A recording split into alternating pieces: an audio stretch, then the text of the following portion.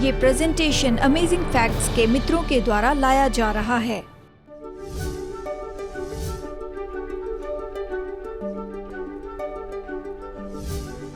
यीशु कौन था? क्या वो झूठा था? क्या वो पागल था या वो प्रभु था?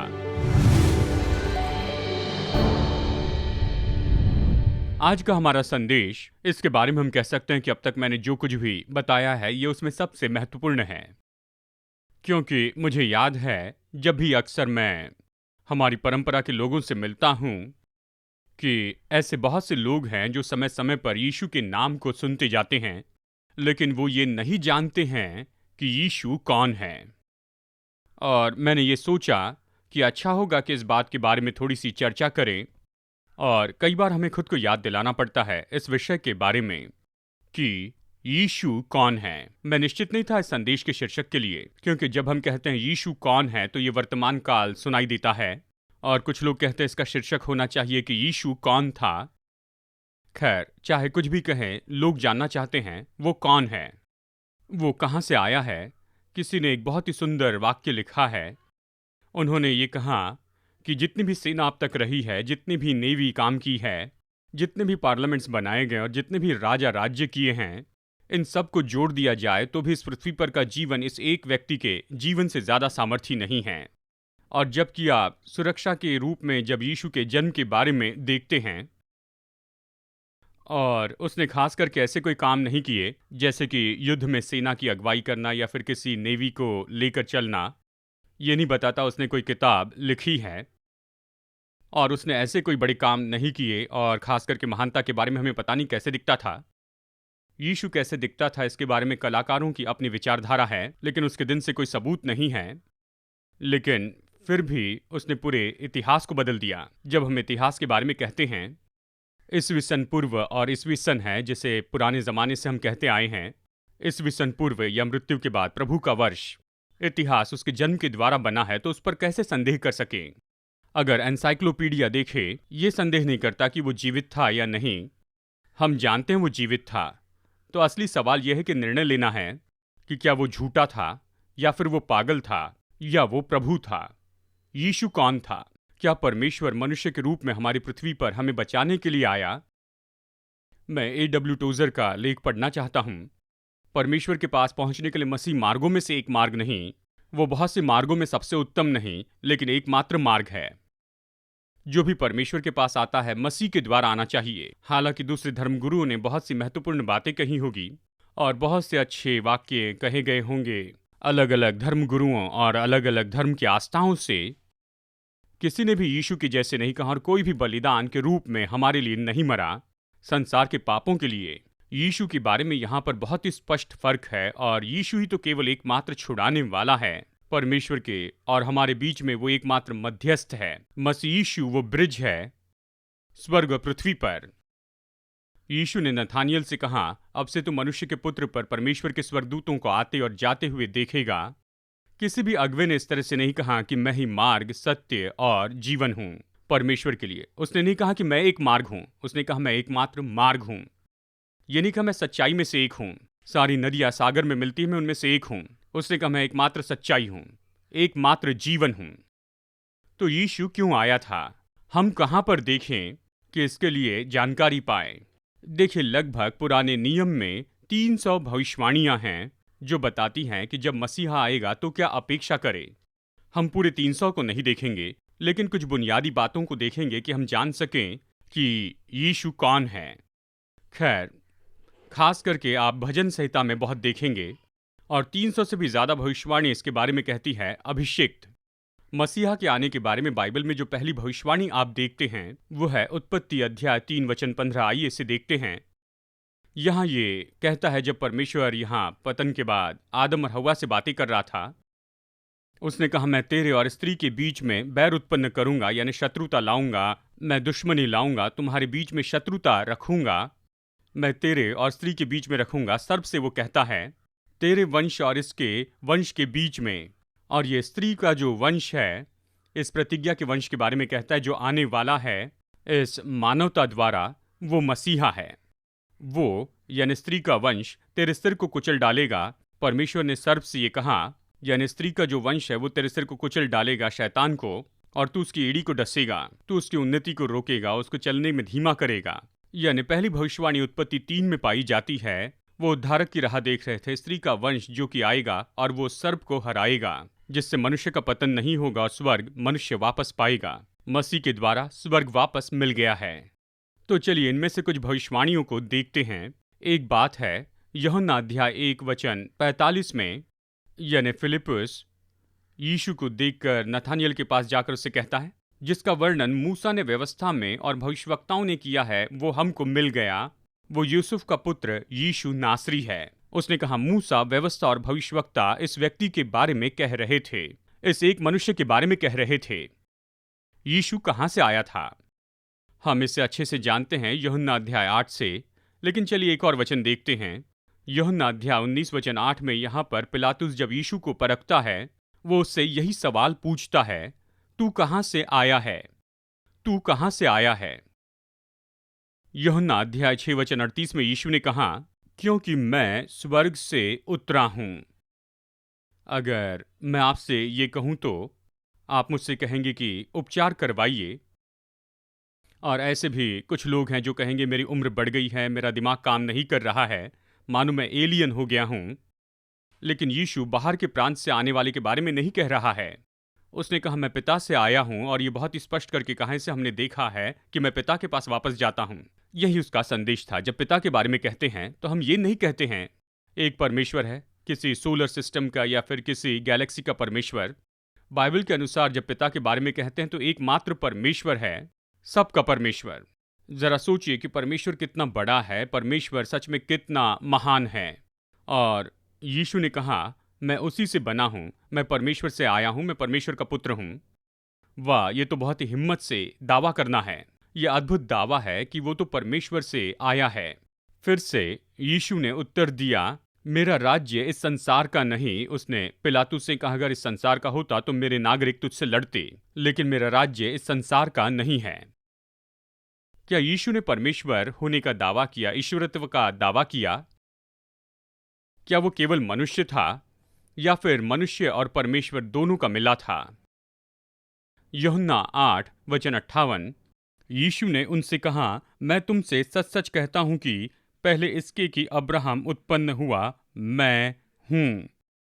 जलती हुई झाड़ी में परमेश्वर ने मूसा को दर्शन दिया और मूसा ने उससे कहा कि तू कौन सा परमेश्वर है, तेरा नाम क्या है, मैं क्या कहूंगा इस्राएली लोगों से, तू कौन है जो मुझे भेज रहा है, क्या तेरे पास विजिटिंग कार्ड है? परमेश्वर ने मूसा के सामने खुद को क्या कहा? उसने कहा, मैं जो हूं सो हूं। यह नहीं कि मैं एक समय था या हो जाऊंगा। मैं हूं इस शब्द का मतलब है मैं हूं स्वयं अस्तित्व रखने वाला, और मैं तो अनंत काल से अनंत काल तक हूं। मसीह परमेश्वर होने का दावा कर रहा था कि वो अनंत काल का है। उसके जन्म के बारे में कुछ अद्भुत बात होगी, यानी जो भी जीवित है वो कभी न कभी जन्मे थे, लेकिन यीशु अद्भुत तरीके से जन्मा था। और इस घटना के होने के 500 साल पहले भविष्यवाणी ने यह बताया था। यशायाह 7:14, प्रभु आप ही तुमको एक चिन्ह देगा, सुनो एक कुमारी गर्भवती होगी और पुत्र जनेगी और उसका नाम इम्मानुएल रखेगी। और ये तो अक्सर नहीं होता है ना? क्या यीशु कुमारी के द्वारा जन्मा?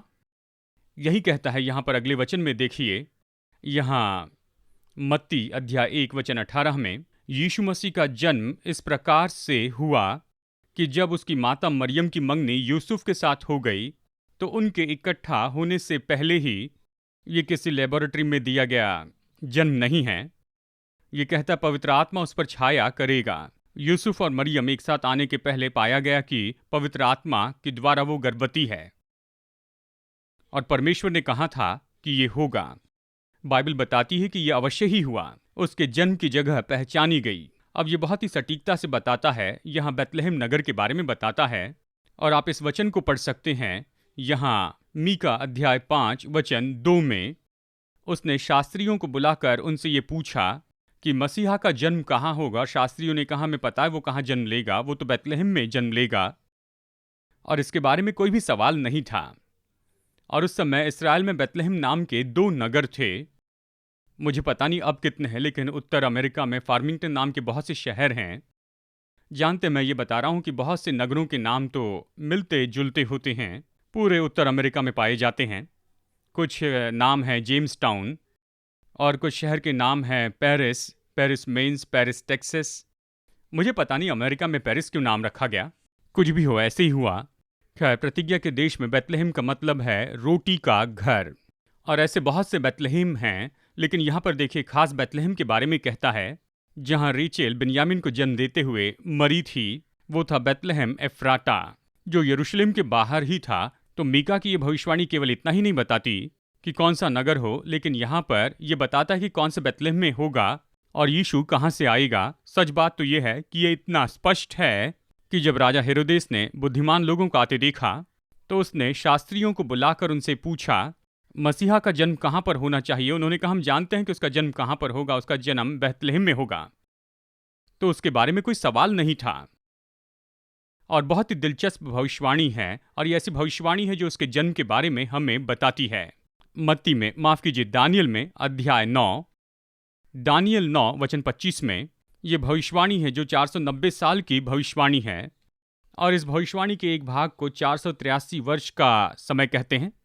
और वचन 25 इस तरह कहता है, इसलिए ये जान और समझ ले कि यरूशलेम को फिर बसाने की आज्ञा के निकलने से जो 457 ईस्वी सन पूर्व में दी गई राजा अहज़ेरस द्वारा, उससे लेकर अभिषिक्त प्रधान के समय तक 1 सप्ताह बीतेंगे, फिर 62 सप्ताहों के बीतने पर, और यहाँ पर ये तो श्रेष्ठ राजा की आज्ञा थी, यहाँ पर एस्तेर नेहम्याह की बात है। श्रेष्ठ राजा ने 457 ईस्वी सन पूर्व में यह आज्ञा दी थी। 7 हफ्ते यहूदी भविष्यवाणी के अनुसार एक दिन 1 साल के बराबर है। आप इसके लिए कुछ वचन देख लीजिए। यहजकेल 4:6 में 1 वर्ष के बदले 1 दिन, ये सिद्धांत गिनती 14:35 में भी आप पढ़ सकते हैं। यहाँ तक कि यीशु ने एक दृष्टांत में ये कहा है। लूका 13:32 में भविष्यवाणी के बारे में स्पष्ट कहता है ये सिद्धांत 1 दिन 1 साल के लिए। तो फिर जब आप आगे बढ़कर जोड़ते हैं दानियल के समय काल में जो कहता है 7 हफ्ते और 62 हफ्ते, 60 और 62 कितने होते हैं? 69। तो 69 हफ्तों में कितने दिन होते हैं? 70 में कितने होंगे? चलो ये तो आसान होगा, बोलिए आप। 7 दिन, आप इसे बहुगुणित कीजिए और आपको मिलेंगे 483 साल का ये समय। 69 हफ्ते, 483 दिन, 1 दिन 1 साल, यानी 483 साल। अगर यरूशलेम को फिर से बनाने के इस आज्ञा के दिन से शुरू करते हैं, श्रेष्ठ राजा ने 453 ईस्वी सन पूर्व में आज्ञा दी, और फिर 483 भविष्यवाणी के वर्षों में आगे बढ़िए हर 1 साल में, तो ईस्वी सन 27 में इसी समय यीशु ने बपतिस्मा लिया था। यूहन्ना 1 में ये पढ़ सकते हैं, जब यीशु यरदन नदी के पास आया तो जाना कि उसका समय आ चुका है, और उसके 30वें जन्मदिन पर उसने बपतिस्मा लिया। यूहन्ना बपतिस्मा दाता ने कहा, यीशु को आते देखकर कहा, देखो ये परमेश्वर का मेमना है जो जगत का पाप उठा ले जाता है। यीशु वो मेमना था जिसे वो ढूंढ रहे थे। अब्राहम ने इसहाक से कहा, जब इसहाक ने पूछा था, पिता हमारे पास लकड़ी है, आग है, लेकिन बलिदान का मेमना कहाँ है? अब्राहम ने कहा, पुत्र परमेश्वर उसके लिए प्रयोजन करेगा। वो परमेश्वर के मेमने की राह देख रहे थे, उस अभिषिक्त मसीहा की।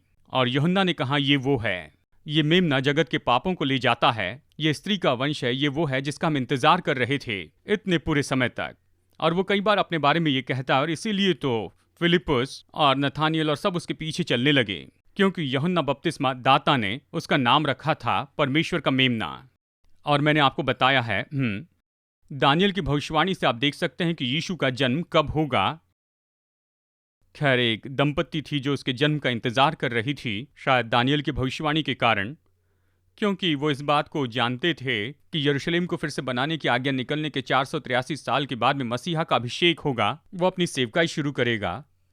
और वो ये भी जानते थे कि सेवक जो है वो तो 30 साल की उम्र तक सेवा नहीं कर सकते हैं।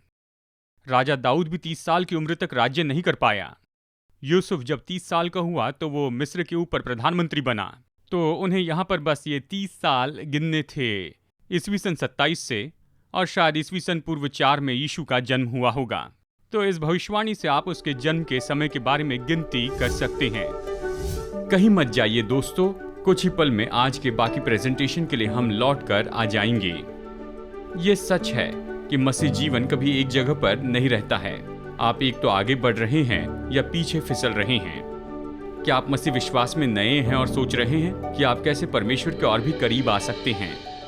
या फिर आप कई साल से विश्वासी बने हैं, लेकिन ऐसे लगता है कि आप प्रभु के साथ चलने में एक जगह पर रुके हैं। शायद ये सोच रहे हैं कि मसीह के मार्ग में आगे बढ़ने के लिए आप शायद कुछ कर सकते हैं कि आप बढ़ते जाएं।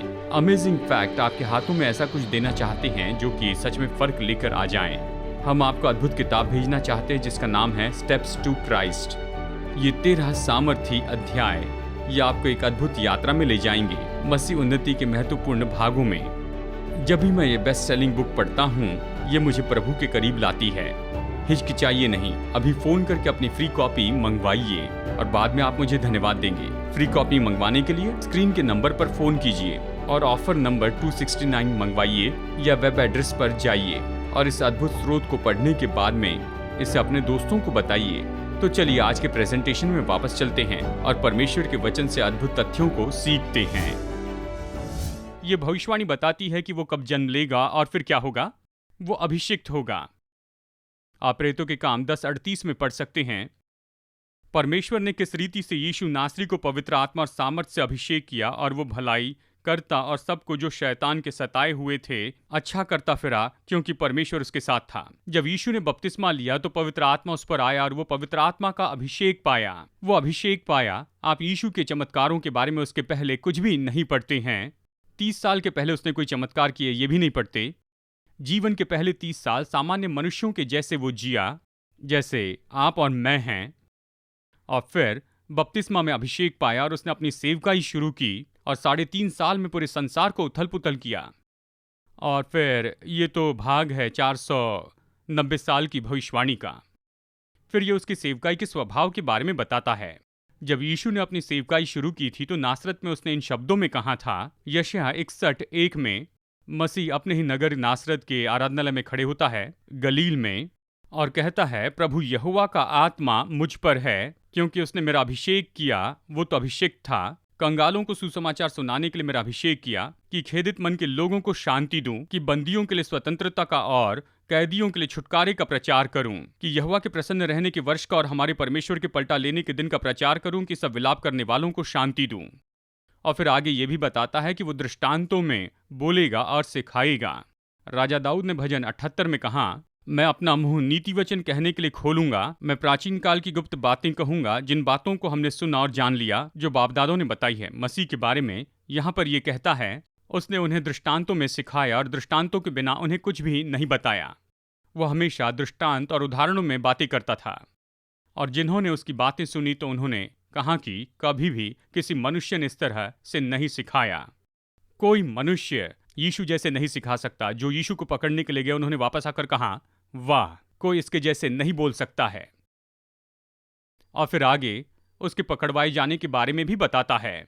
उदाहरण के लिए भजन संहिता 41:9, मेरा परम मित्र जिस पर मैं भरोसा रखता था, जो मेरी रोटी खाता था, उसने भी मेरे विरुद्ध लात उठाई है। क्या यीशु ने यहूदा के साथ में रोटी खाई थी? और फिर यहूदा वहां से निकला, याजकों के पास में जाकर वो यीशु को पकड़वाता है। यीशु के पकड़वाए जाने के बारे में बहुत सा विवरण दिया गया है। जकरिया 11:12 और 13, तब मैंने उनसे कहा, यदि तुमको अच्छा लगे तो मेरी मजदूरी दो और नहीं तो मत दो। तब उन्होंने मेरी मजदूरी में चांदी के 30 टुकड़े तौल दिए। ये भी बताता है कि कितने दाम में उसे बेचा गया। ये बताता है कि ये कौन सा धातु होगा। ये सोना हो सकता था, चांदी या तांबा हो सकता था। ये कहता है चांदी, और ये बताता है कि चांदी के कितने टुकड़ों में। तब यहोवा ने मुझसे कहा, इन्हें कुम्हार के आगे फेंक दे। ये क्या ही भारी दाम है जो उन्होंने मेरा ठहराया है। तब मैंने चांदी के 29 टुकड़ों को लेकर यहोवा के घर में कुम्हार के आगे फेंक दिया। सब पढ़ने के लिए समय नहीं है। मत्ती अध्याय 27 में वचन 3 से 7 तक हम देख सकते हैं। मत्ती 27 वचन 3 से 7 तक ये कहता है, यीशु के परखे जाने के समय यहूदा दोष भावना से भर जाता है। शैतान ने उसका उपयोग कर लिया। अब उसे उसकी जरूरत नहीं थी और आखिर में यहूदा ने जाना कि उसने सच में क्या किया है। उसने परमेश्वर के पुत्र को धोखा दिया और उसके कारण वो क्रूस पर चढ़ाया गया। वो दोष भावना से बिल्कुल कुचला गया और फिर वो वहां जाता है, वहां मंदिर के बाहर में जहां पर यीशु को परखा जा रहा था। सैनेड्रिन की सभा थी। उसने कहा, मैंने निर्दोष को फंसाया है और चांदी के 30 टुकड़े वहां पर फेंक दिए। वो उसे लेना नहीं चाहते थे क्योंकि ये खून का पैसा था, तो उन पैसों से कुम्हार का खेत खरीदा कि परदेशियों को दफनाएं। ये सब नए नियम में बताया है, देखिए यहाँ पर ये लिखा है। तो चलिए मैं आपको संक्षिप्त में बताऊं ताकि आप इस विचार को जान सकें। यहाँ पर मत्ती की किताब है, यानी इस तरफ नया नियम है और ये पुराना नियम है। पुराना नियम मूसा से शुरू होता है और नया नियम यीशु के जन्म से शुरू होता है। मसीहा के बारे में ये भविष्यवाणी जो हम पढ़ रहे हैं वो तो पुराने नियम से आती है। हालांकि वो पुराने नियम से आती है और यहाँ पर कोई पन्ना नहीं है। अगर यहाँ पर कुछ है तो ये 400 साल का समय है, यानी इसमें 400 साल की शांति है। यानी 400 साल बीत गए इन सारी भविष्यवाणियों के बाद में, और फिर जब यीशु आया, जकरिया की ये भविष्यवाणी अभी जो हमने पढ़ी है, और उन्होंने 400 साल की इन सारी भविष्यवाणियों को एक साथ नहीं जोड़ा। जब हम डेड सी स्क्रोल देखते हैं कि ये तो यीशु के जन्म के पहले लिखी गई हैं, तो हम कैसे मनगढ़ंत कर सकते हैं, कैसे इसे बना सकते हैं या कैसे इसे उत्पन्न कर सकते हैं कि ये भविष्यवाणी पूरी होगी कि यीशु का मित्र उसे पकड़वा कर देगा, जो उसके साथ रोटी खाता था, 30 सिक्कों में बेचेगा, फिर वो उसे फेंक देगा परमेश्वर के भवन में कुम्हार की जमीन के लिए। मतलब ये तो हजारों में एक बात है। ओ शायद 300, मैंने ज्यादा ही कह दिया। भविष्यवाणी किसी ने गिनती करके बताया ये लगभग 300 के आसपास हैं। ये उसकी मृत्यु के बारे में बताती है। यह अद्भुत भविष्यवाणी है। आप भजन संहिता 22 में पढ़ते हैं, कुकर्मियों की मंडली मेरे चारों ओर मुझे घेरे हुए हैं, वे मेरे हाथ और मेरे पैर छेदते हैं, वे मेरे वस्त्र आपस में बांटते हैं और मेरे पहरावे पर चिट्ठी डालते हैं। ये तो यीशु के जन्म के लगभग 800 साल पहले भविष्यवाणी की गई। हम ये कैसे जान सकते हैं? केवल एक भजन नहीं, बहुत से भजन में है। भजन 34:20 देखिए, वो उसकी हड्डी हड्डी की रक्षा करता है और उनमें से एक भी टूटने न पाती। उन्होंने यीशु के दाहिने और बाएं जो चोर थे उनके पैरों को तोड़ दिया, लेकिन यीशु फसह का मेमना था और फसह के मेमने की हड्डियां नहीं तोड़नी थी, तो उसकी कोई हड्डी नहीं तोड़ी गई। जैसे भविष्यवाणी में कहा था कि वो मेरी हड्डी की रक्षा करता है। यीशु ने परमेश्वर का पुत्र होने का दावा किया। इस तरीके से नहीं कि हम सब परमेश्वर के पुत्र हैं, लेकिन अद्भुत तरीके से कि वो परमेश्वर का एकलौता पुत्र है और उसने ये दावा किया कि वो तो ईश्वरीय है और उसके पास में परमेश्वर की अलौकिक सामर्थ है। अब ये बहुत ही साहस भरे दावे हैं। यीशु ने जो अपने बारे में कहा उसके साथ क्या करेंगे? C.S. लुइस ने ऐसे कहा, अगर कोई साधारण सा मनुष्य यीशु ने जो कुछ भी कहा उस तरह की बातें कहता तो वो अच्छा नहीं होता और उसे तो पागल गिना जाता, क्योंकि ये मनुष्य तो खुद को इतना बड़ा कर रहा है, या वो नरक की दुष्ट आत्मा है। चुनाव तो आपको करना है कि एक तो ये मनुष्य परमेश्वर का पुत्र था या फिर कोई पागल था या फिर उससे भी बुरा था। किसी ने इस तरह से कहा कि मसीह यीशु जानबूझकर एक तो धोखा देने वाला था, दुष्ट था या परमेश्वर था। एक तो वो पागल था और झूठा था या प्रभु था। इन 3 पर्यायों को छोड़कर और कोई दूसरी बात नहीं। यीशु के आने के लिए 3 मुख्य कारण हैं। एक, वो हमारा आदर्श बनने के लिए आया। उसने यूहन्ना 13:15 में कहा, मैंने तुम्हें नमूना दिखा दिया है कि जैसे मैंने किया है वैसे तुम भी क्या करो। यीशु मनुष्यों के बीच में 33.5 साल तक रहा, इसका एक कारण है। मैं तुम्हें बताना चाहता हूं कि कैसे जिए, कैसे एक दूसरे से प्रेम करें, कैसे क्षमा करें। मैं केवल ये नहीं कहूंगा कि दूसरा गाल फेर दें, मैं ये कर कर दिखाऊंगा। और उसने ऐसे ही किया। जब वो परखा गया था, मैं तुम्हें दिखाता हूं कि कैसे एक दूसरे को क्षमा करे। उसने क्षमा किया। दूसरा पॉइंट, वो इसलिए आया कि पिता को प्रकट करें। संसार गड़बड़ी में था, नहीं जानता था कि परमेश्वर कौन है। जानते हैं मुझे पता नहीं ये कैसे हुआ, लेकिन जैसे लोगों के साथ हम मिलते हैं, मैं अक्सर लोगों को यीशु के नाम को ऐसे व्यर्थ में लेते हुए देखता हूं। मैंने ये नहीं देखा जब लोगों की उंगली पर गलती से हथौड़ा लग जाता है तो वो कोई और नाम नहीं लेते, न किसी और ईश्वर या किसी और का नाम नहीं लेते और ना कोई और नाम। लेकिन देखा जाए तो इतना ज्यादा वो यीशु का नाम क्यों लेते हैं? यीशु का नाम व्यर्थ में लेते हैं। और ये तो अपने आप में, मैं आपको बताऊं, ये तो एक आत्मिक युद्ध है। संसार नहीं जानता है कि पिता कैसा है। यीशु आया कि हमें दिखाए कि पिता कैसे है। उसने कहा, मैं तुम्हारे साथ में इतने समय से हूं, तुम मुझे नहीं जानते हो। जिसने मुझे देखा है उसने पिता को देखा है। और यह है यूहन्ना 14:9। और सबसे महत्वपूर्ण, यीशु हमारी जगह लेने के लिए आया। हमारे पाप और स्वार्थ के कारण हम पर मृत्युदंड की घोषणा की गई थी। यीशु हमें खोना नहीं चाहता था, वो हमसे प्रेम करता है। उसने कहा, मैं आऊंगा, मैं तुम्हारे पापों का दंड उठा लूंगा, केवल लूंगा ही नहीं, लेकिन मैं अपनी बल और सामर्थ तुम्हें दूंगा। मैं तुम्हारे बदले में चले जाऊंगा, तुम मेरी जगह पर आ जाना। उसने कहा, मैं अपनी भलाई तुम्हें दूंगा और तुम्हारी बुराई ले लूंगा। मैं अपना बल तुम्हें दूंगा और तुम्हारी कमजोरी को ले लूंगा। मैं अपना जीवन दूंगा, तुम्हारी मृत्यु को ले लूंगा। मैं अपनी शांति तुम्हें दूंगा और तुम्हारे दुखों को अपने ऊपर उठा लूंगा। ये एक वरदान के रूप में है जिसे हम विश्वास से पाते हैं। लेकिन विश्वास करना है कि उसने जो कहा है वो बिल्कुल वही है। क्या आप उसे जानते हैं दोस्तों? क्या उसे स्वीकार किया है? तो अभी स्वीकार कर सकते हैं।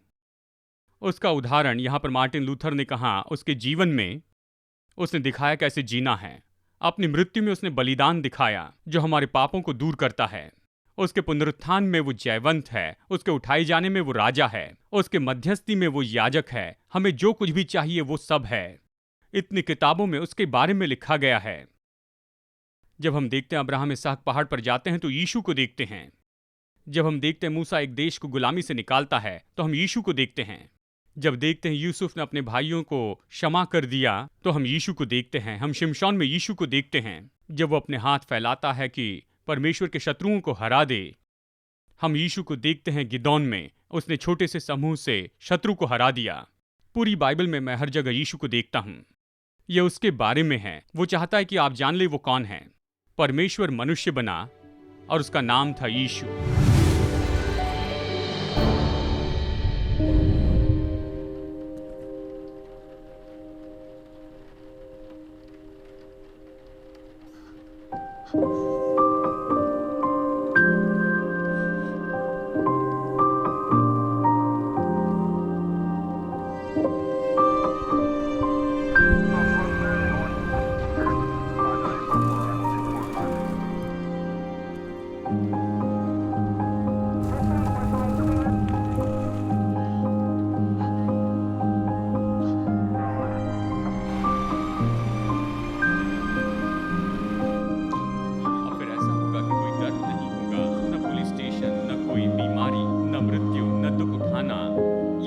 बात है दोस्तों, हमारे संसार का ये दुख तो परमेश्वर की योजना के अनुसार नहीं था। वो सब कुछ अपनी असली योजना में वापस लेकर आएगा। धन्य है जो मन के दीन है, वो स्वर्ग के राज्य के वारिस होंगे। क्योंकि मैं भूखा था और तुमने मुझे खाने के लिए दिया। मेरे इन छोटे से छोटे भाइयों के लिए तुमने जो कुछ भी किया है वो तुमने मेरे लिए किया है।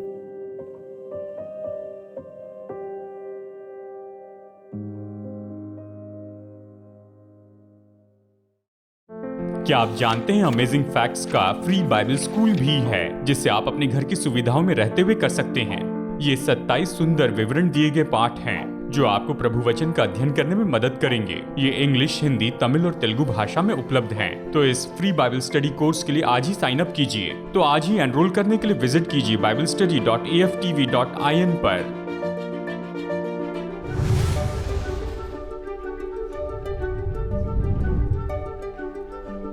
आज के फ्री ऑफर को मंगवाइए, ये आपके लिए एक आशीष है। जैसे हम सुसमाचार लोगों तक ले जा रहे हैं, आपकी भेंटों के लिए आपका धन्यवाद। आशा है आप अगले हफ्ते जुड़ जाएंगे। जैसे हम वचन की गहराई को देखते हैं, हम और भी अमेजिंग फैक्ट्स देखेंगे।